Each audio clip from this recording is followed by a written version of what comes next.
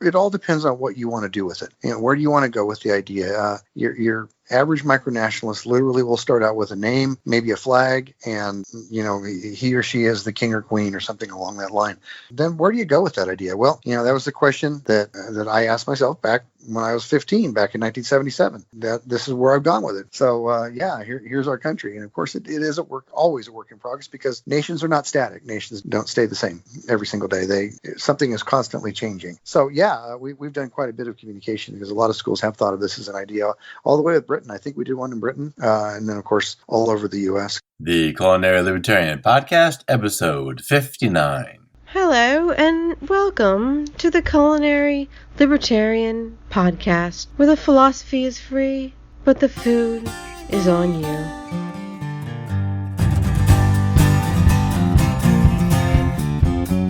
Hello, folks. Dan Reed here, the Culinary Libertarian. Welcome back to the podcast. Happy to have you here. Happy to be here. Follow me on Facebook or Twitter or the other social media, and subscribe to my YouTube page by clicking the buttons on my podcasts page, culinarylibertarian.com/podcasts.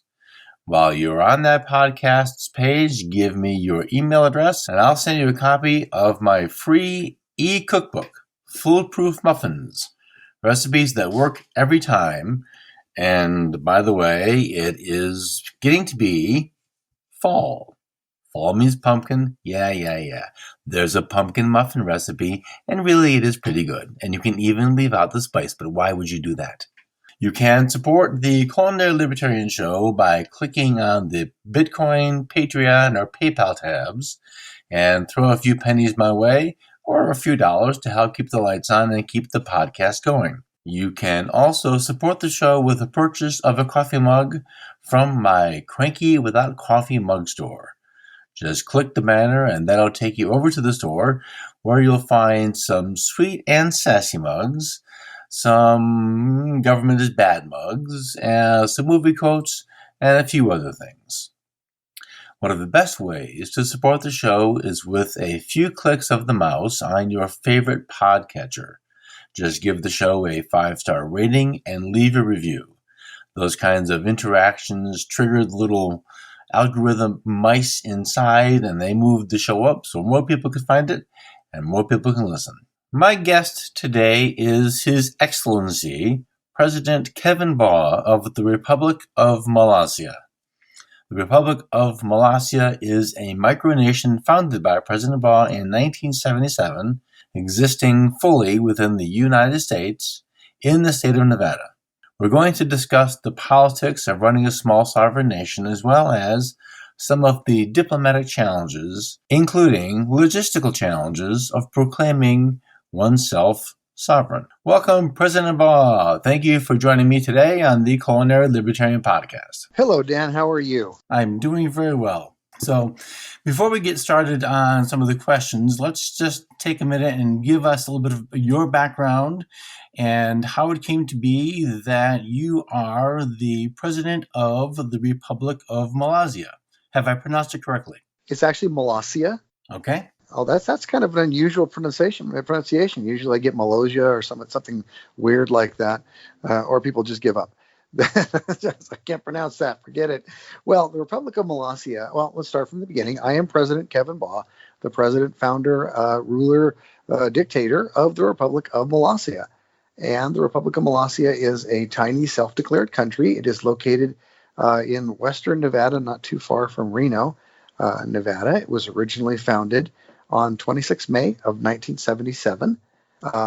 Back then, it was called the Grand Republic of Volstein. And my friend James was the king, and I was the prime minister. And then he moved on to other things, but I stayed with the idea of having my own country. And when I obtained property here within northern Nevada in 1998, I changed the name to Melasia and ran the flag up the flagpole, and we've been going strong as a country ever since. That's an interesting history. And so is there a celebration in May? Yes, absolutely. It's called Founders Day.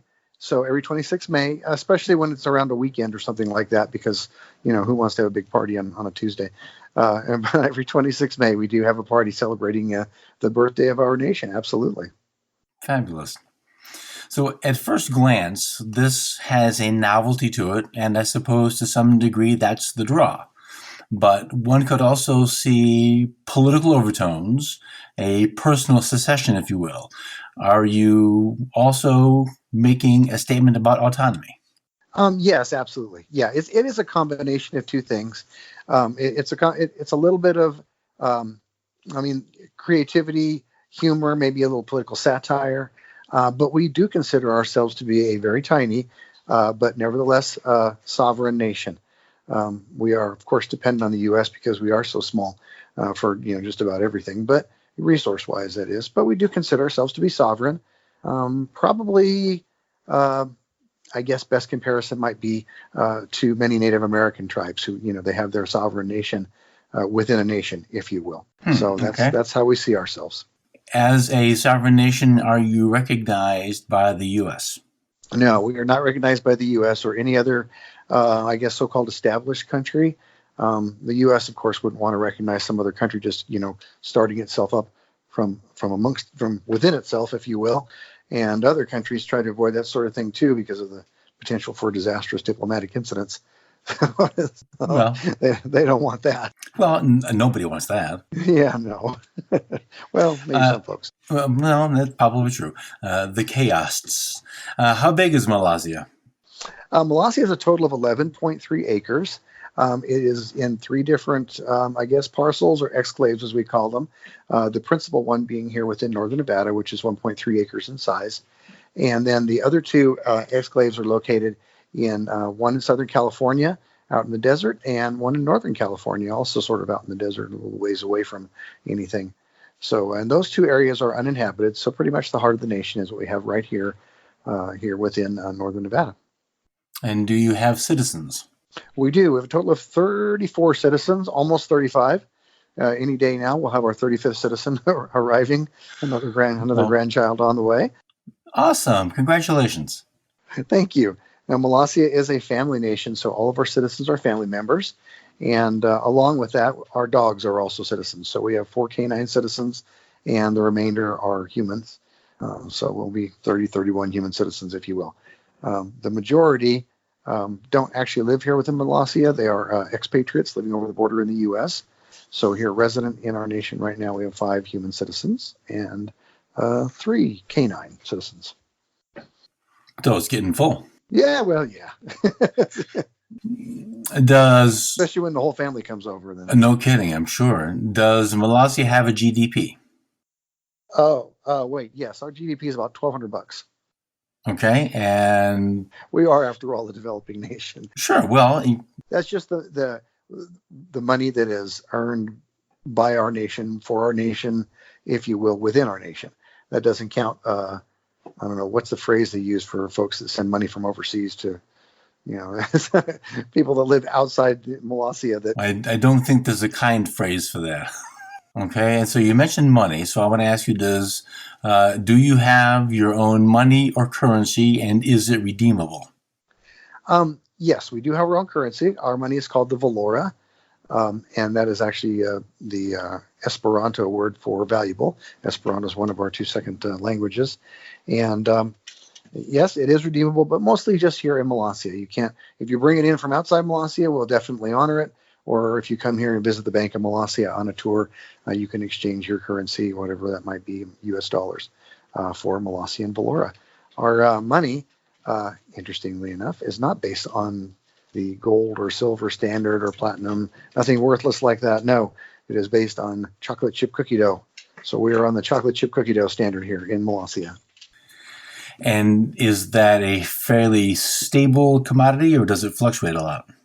Actually, it's real good because it is so noticeable when people come visit the country. They quite often bring us large tubes of cookie dough, and we'll return it with Velocia, which is of course printed right here in our nation. So we do pretty well. It's kind of a profitable situation. That's pretty sweet. So then I suppose you turn the cookie dough into cookies, and yes, yeah. Wow, it works out all the way around. That sounds like a heck of a deal. It is a good deal. So I do know that you have a jail, and one might be caged for at least one particular offense. What is that, and why is that particular thing such a big issue? Well, I'm not sure. We have several particular offenses. Well, I was referring to the onion. Yes. Well, onions and spinach are both banned here within the Republic of Malaysia, simply because we don't like them. It's primarily the we is me, but as the president and dictator, I can make rules like that. And fair enough. Yes, indeed. So, yes, we rarely have onions here in our nation, and if we do, we have to send them right back out of the country. and what is the term of the jail sentence? Well, it usually works out to be a very brief visit. What'll happen is tourists will come in, and for some reason, they really like being thrown in jail. I'm not sure what that is. Maybe it's just sort of a thing. You visit a foreign country, you get thrown in jail. I don't know. But whatever it is, so we'll throw them in jail, and the term will be just a couple of minutes for a photo op. We did. Our chief constable, who is my daughter Alexis, she is in charge of law enforcement in the country, and when the jail was built a couple of years ago, she and her friend tested it out and slept in it one night. So it is it's habitable. I probably wouldn't want to spend too much time in it, but well, no, I would imagine even in your part of Las Vegas, in Nevada. No, I've never been to Nevada, so it looks pretty flat and hot, a lot like my parts of Oregon. So in the summertime, it's probably best to not be there. Our area though is kind of like Eastern Oregon. So it's not necessarily, it's hot in the summer, of course, but it's also pretty cold in the wintertime because it's sort of near the mountains. And so we have that same Eastern Oregon look to it, with a lot of sagebrush and so forth. It's not as hot as Vegas. Probably a lot of wind, too. Yes, it's very windy. Yeah, very, very windy, pretty much all the time. So we have had structures and fences and so forth blown over in Melasia on many occasions.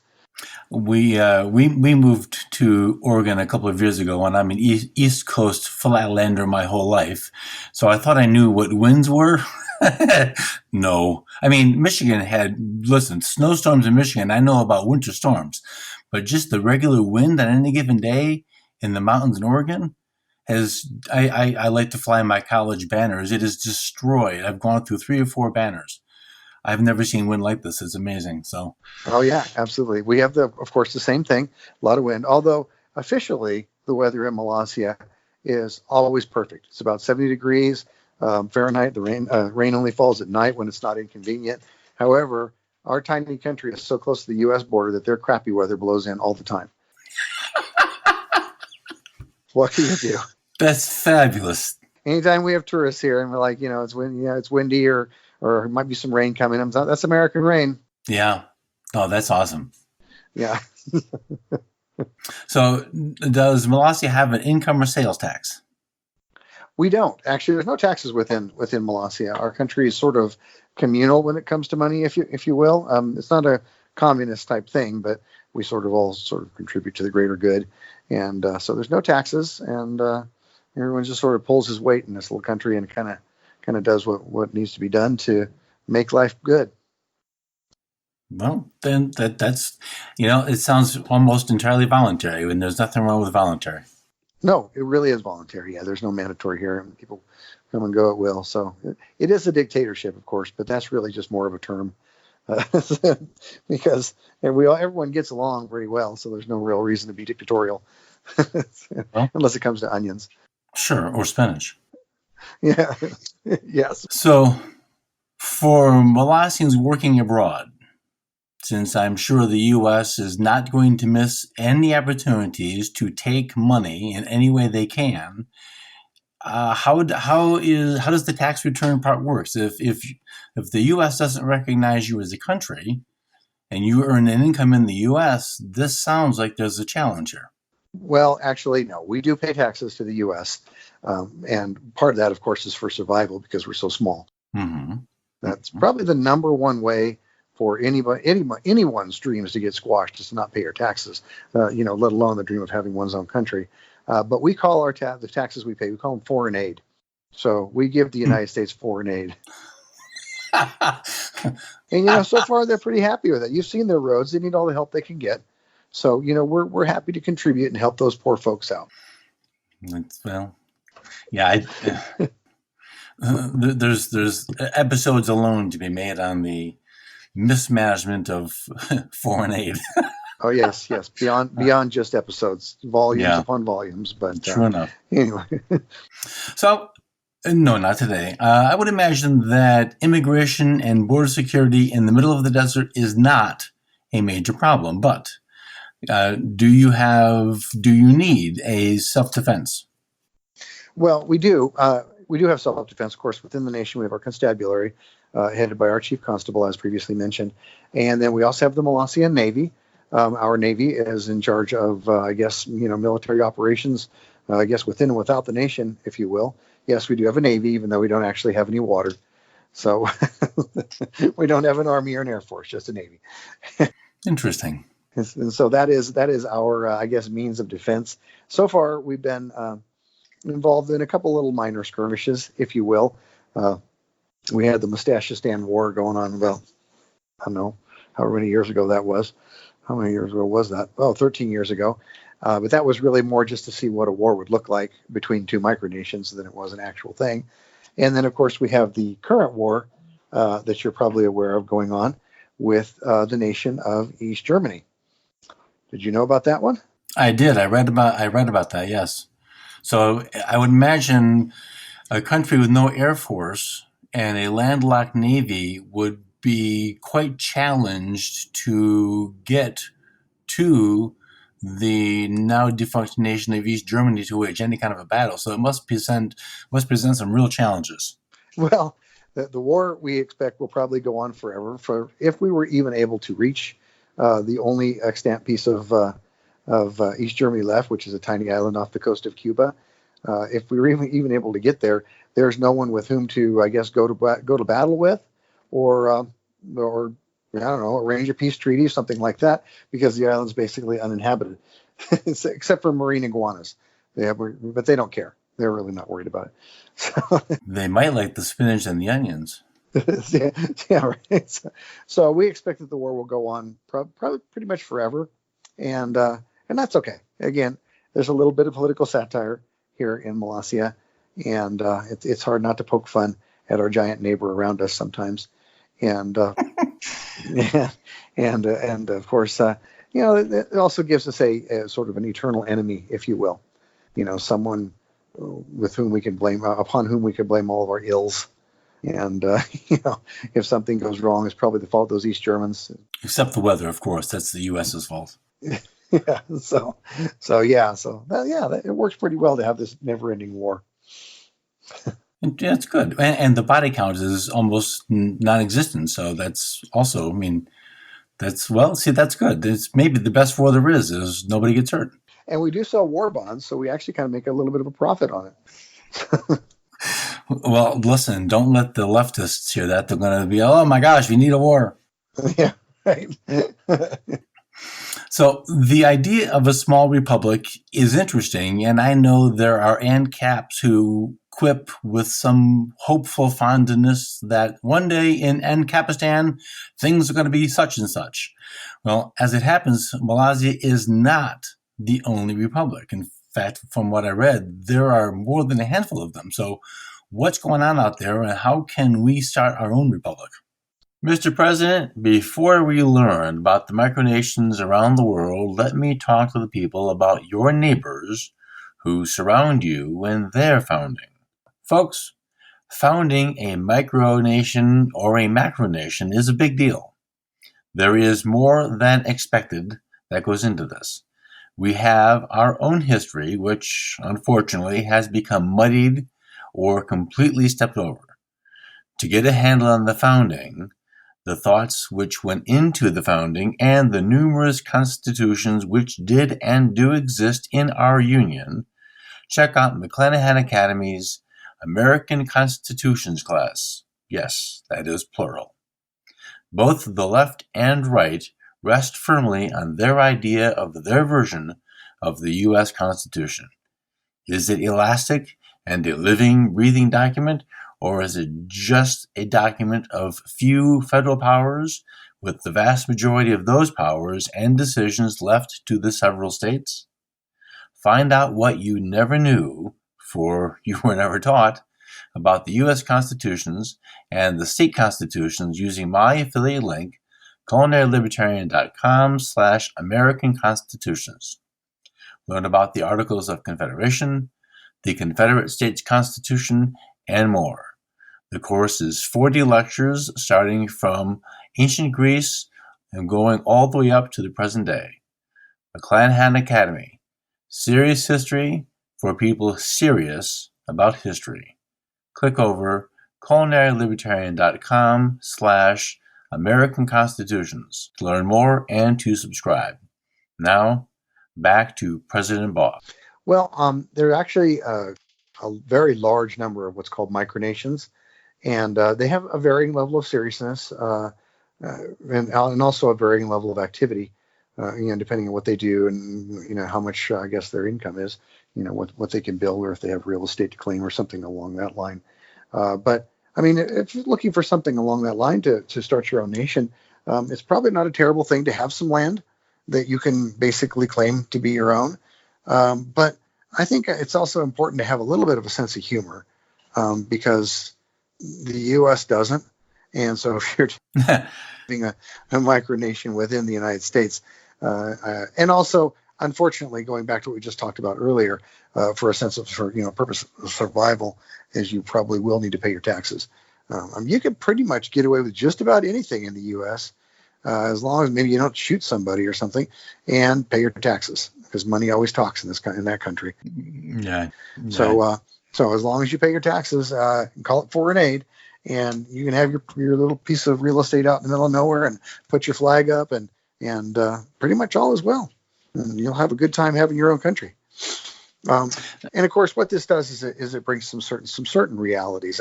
There's only so far you can go with the idea of having your own nation. Having personal sovereignty is one thing. Having physical sovereignty is a little bit harder, because maybe unless you have a fairly self-sufficient farm going or something like that, where you could pretty much live without any assistance from the outside. Otherwise, you're probably going to be always dependent on the U.S. or whatever nation is around your planned micronation. Yeah, and they're not necessarily going to be doing it for cooperation's sake. No, probably not. So yeah, that's it. I guess, again, keep a sense of humor and pay your taxes. Did I? Just about anything. Maybe I misread this, or thought I read something that the presidents and excellencies and whatever their titles are from these micronations have a convention? Yeah, every couple of years we do. We just came back from one in July up in Canada, outside Toronto. It's called Microcon. I actually invented it about, what was this? It was about a little over 4.5 years ago. Our first one was in Anaheim, and our second one was in Atlanta. And yeah, it's really a gathering of ideas, because there are different approaches to what makes a country. One of my favorite, obviously besides Melasia, is a nation called, I think it's called Obsidia. That's it. It's called Obsidia, and their entire nation is a rock about maybe 6 or 8 inches across that the young lady carries around in a box. And so if you want to see her whole nation, she opens up the box. You get to touch it. She can point to the highest point in her country. It's right there, that kind of thing. But her idea is that nations don't necessarily need to have borders. They need to be people that just sort of get along, have a general similar maybe culture and so forth. But let's not really focus on this whole border thing. Let's just sort of get together as humanity. And so she pokes fun at the idea of that by having her whole country being a rock. So I kind of digress there a little bit, but anyway, the idea is we do get together at this Microcon convention and just sort of exchange ideas. What makes a country, and what are you doing with your country, and what difference are you making in your tiny part of the world? That kind of thing. That's fascinating. This is something I would never have occurred to me to think that this is the case, and yet hundreds of them maybe? Yeah, definitely hundreds. There's about 200. It depends on if you draw a line of what kind of micronation you're talking about. So, I mean, because there's an entire community of micronations that don't even call themselves micronations. They're just sort of like this online living type thing, almost like the Sims game that was a few years ago. Yeah, there is something like that. What the heck is it called? Doesn't matter. Anyway, So I mean, then you go from there to the folks that have a website or have a, and then or whatever, some sort of web presence beyond that, whatever that program is whose name escapes me, and then you get into the the folks like ourselves that actually have some territory and claim it, or some sort of physical presence on Earth outside of the internet, and that's when it really gets interesting. To me anyway. What was the sort of gray area in the law, or I mean, how is it that you managed to parcel out this piece of land and claim this? I mean, is this just fancy reading, or is there something legitimate? There's no legitimacy or illegitimacy. It's not acknowledged as even being a thing by the U.S. government. Because we don't pose a threat, they don't really care what we do, is really what it comes down to. I mean, if we pose some sort of threat, or I don't know, we're running drugs through here or stockpiling weapons like those guys up there in Montana, that kind of thing, well, then there's a problem. But otherwise, I think the U.S. just they are aware of us, I'm certain of it. They just kind of look at Melasia as sort of like a fancy art project. Again, we pay our dues, and so they don't care what we do. Really. And what of the micronations that you're familiar with, what's the biggest of the biggest? Or how big can these things get? Size-wise, actual physical-wise? Well, either acreage or population, or probably the biggest. Well, okay, population is one of those weird areas because a lot of micronations will like to claim like the entire city that they're sitting next to. Of course, nobody in the city is aware of that. So, here's a micronation, with 5 million people in it, but nobody in the outside of those 2 or 3 that are running the nation are aware they're citizens of another country. So population isn't the first best no meter for. Okay. What about acreage? Certainly is less, and possibly even population wise is the Principality of Hutt River, which is located in far western Australia, northwest of Perth and northeast of Perth. And they actually have a farm, a very large farm. I think theirs is like 100 square miles or something like that. And so they've got a huge amount of real estate because it is a farm. And they've been going on as a micronation now for 50 years, I think, since 1969. Their prince just recently died, and his son came in as as his successor as the prince. And they're a pretty decent tourist attraction if you happen to be, somewhere in, far northwestern Australia. So they get a lot of folks that visiting, but because they have large real estate, and a functional farm, they also have a large number of people that live there. I think we're upwards of 100 folks live there on the farm. So then they would be, Hutt River citizens, if you will. So they're probably up there when it comes to population, actual real people that are aware they're in a place that considers itself sovereign. That's pretty impressive. I mean, both size of number of people, size of land, and duration. Yep, absolutely. And it originally was a protest thing back in the late 60s, early 70s. Prince Leonard was told by the Australian government you could only grow so much wheat, and he wanted to grow a lot more wheat. And so he fell back on ancient British law and so forth like that, declaring himself to be, his country to be a sovereign nation. And at some point during the, letter writing back and forth between himself or Hutt River, that is, and the national capital in Canberra, it was they referred to him as Hutt River Province Principality, which kind of gave him sort of de facto recognition, if you will. So, once having done that, now they themselves opened the door for that sovereignty thing. And so I guess it's probably important to, if they don't want to do that, and tell their clerks to pay closer attention. I don't know. Yep. Sorry, boss. Yeah, oops. Oops.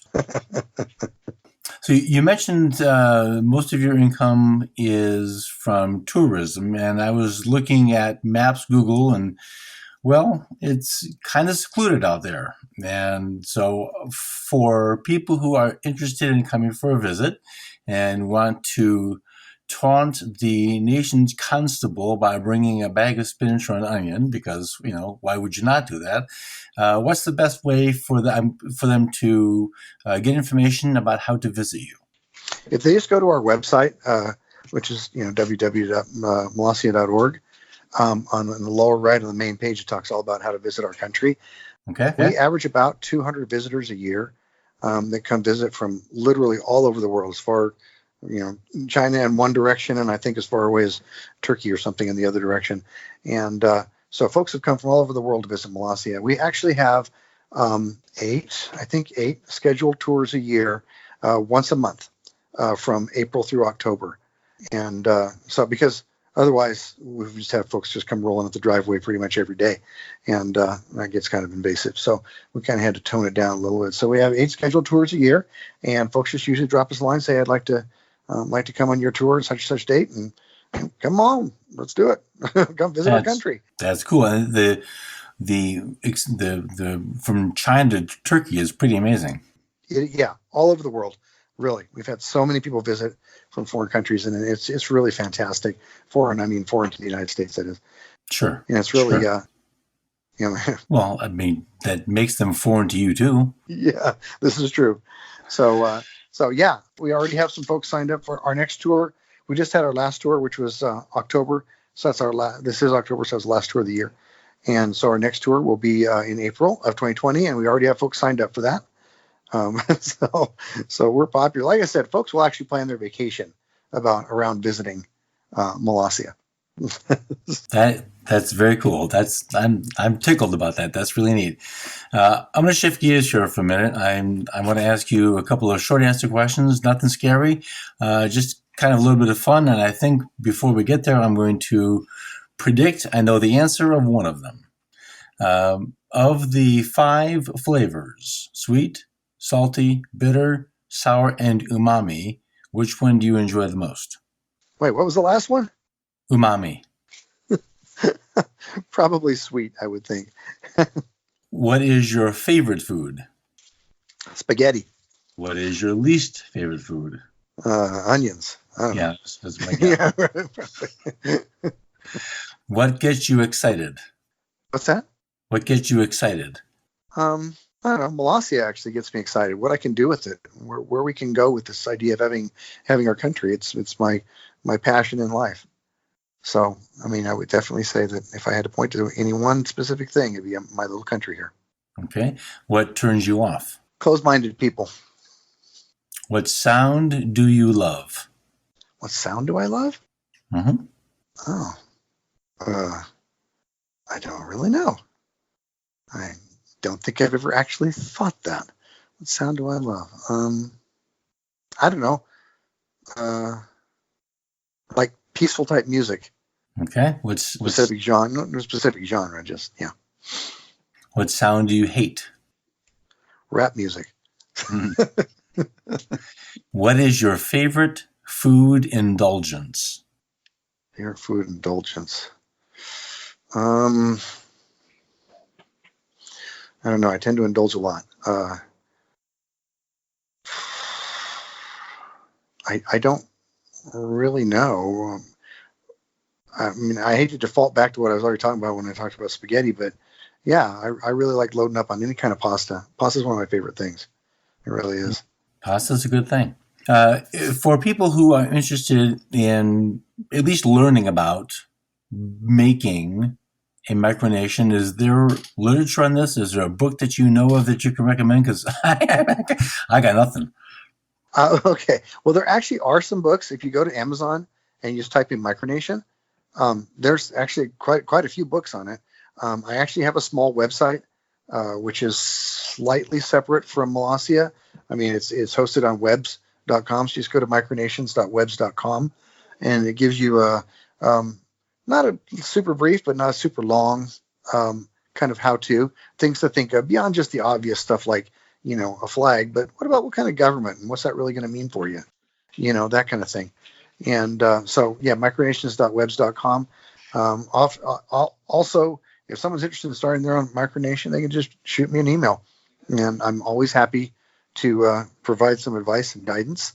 And of course, there's one of the things I always say is, it helps to know a little bit about how governments work, and so quick look at just the websites of other countries besides the United States, because that's a lot of websites right there. Websites of other countries can kind of give you an idea of where to work, where to go as you're building your nation, what things to think about when it comes to sovereignty, and how large of a shadow is your nation going to cast, and what kind of population and all that kind of stuff. I was just occurred to me, and even as a project, if anyone is listening who is in any of the, I know there are homeschoolers who listen to this, but even teachers, this sounds like a really excellent idea, even to invent your own sovereign classroom, to go through the process of, because I think, well, if I remember reading correctly, you have a military background, so you have maybe a better sense than most people about what's going on government-wise, but there is so much that I think people don't even realize. If you're going to think about doing this, man, this is some heavy lifting. It really can be. And of course, it all depends on what you want to do with it. Where do you want to go with the idea? Your average micronationalist literally will start out with a name, maybe a flag, and he or she is the king or queen or something along that line. And then where do you go with that idea? Well, that was the question, or I guess concept or something that that I asked myself back when I was 15, back in 1977. And this is where I've gone with it. It's been 42 years now. So here's our country. And of course, it is always a work in progress, because nations are not static. Nations don't stay the same every single day. They something is constantly changing. So it really depends on where you want to go with it. We have had many. Myself and the First Lady, my wife, have had many video Skype conversations with schools that have put together micronations as a part of their curriculum, and it's a lot of fun. It really is. We have a really, really good time. The kids are energetic and interested. Well, some of them are. Yeah. But anyways, you can't hit them all. Yeah, kids. So we've done quite a bit of communication, because a lot of schools have thought of this as an idea, all the way with Britain. I think we did one in Britain, and then of course all over the U.S. because they're a little closer. So, yeah. And the time change is easier to manage. It is much easier, much easier to manage. But I'm pretty sure we did one in Britain. I'd have to ask the First Lady. She's smarter than me when it comes to remembering all this stuff. They seem to always just know the dates. Yeah, she must. Yeah, do you remember that time you talked to so and so? No. That's really her job. It's not my job. Well, it's partly cloudy. It was a Tuesday. It was 4:30 in the afternoon, and the bird flew in the window. Okay. Yeah, sure. If you say so, huh? Anyway, I meant to ask you. If I didn't ask you, what does the name Melasia mean? Does it? The Melasia has gone. The meaning of the name it kind of goes back in the mists of time, but currently the meaning of the name is a corruption of the Hawaiian word Maluhia, which means harmony. So that is the official meaning of the name of Melasia right now. And you are not alone on the planet using that name. No, that's why we have had to have different reasons for the meaning of the name. Okay. Yes. That ancient Greek nation of Melasia that we don't really talk about here. Well, then we shall not continue. There you go. All right, so you've given me some addresses, you give me some websites, and that's what I really needed to get. And you'll have tours available on the website starting in April. Yes. And this is, I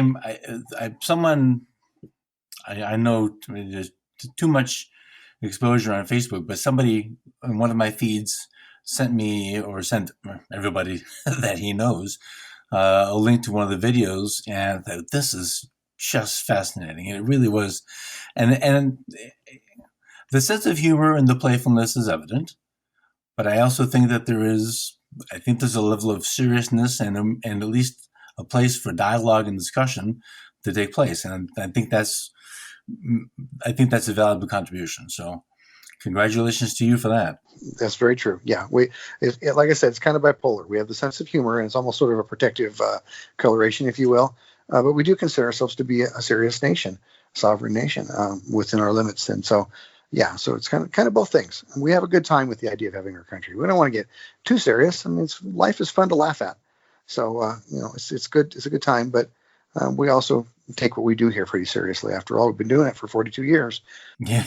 You're not taking that seriously. I don't know what you're doing wrong. No, that's impressive. Well, thank you very much for your time today, and I've enjoyed the chat. Absolutely. Thank you very much. Bye-bye. Okay, bye-bye. All right, folks, that's going to do it. Links to the Republic of Malassia's website will be on the show notes page for today, culinarylibertarian.com/59. You will also find the books President Baugh mentioned on the Amazon page tab, as well as the tab for President Baugh's own document about starting a micronation. During the recording, I forgot to ask 2 questions. The first was if the Malassians surrendered their citizenship, and the second was about the meaning of the colors of their flag.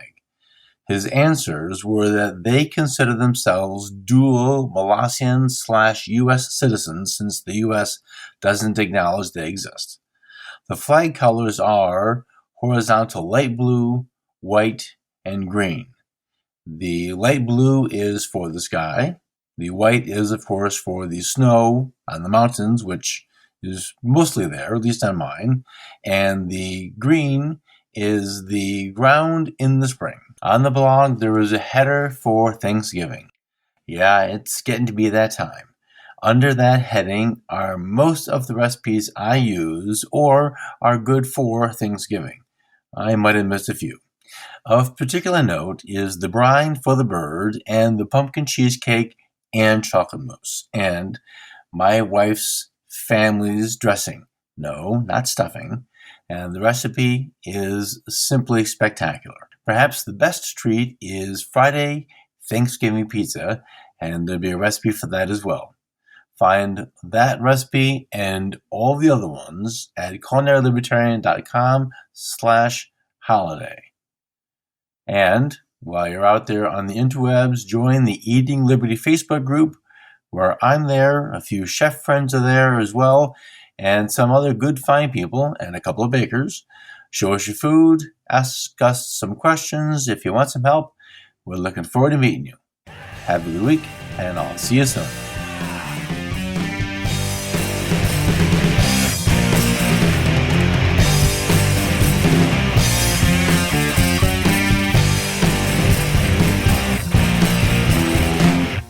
Music for the Culinary Libertarian podcast is provided by Matthew Bankert at mattbankert.com.